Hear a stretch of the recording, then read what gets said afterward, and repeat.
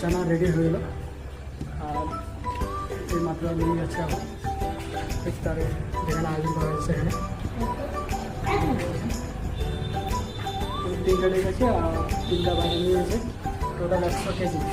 যদি আপনাদের কোনো ইফতারি পার্টির অর্ডার থাকে তাহলে যোগাযোগ করবেন, ইফতারি পার্টির জন্য যোগাযোগ করবেন আমার সাথে।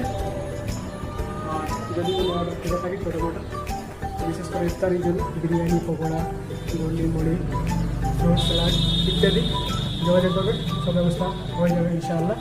তো দেরি না করে যোগাযোগ করুন। আর আপনার পার্টি আমাদের রেসপন্সিবিলিটি, তো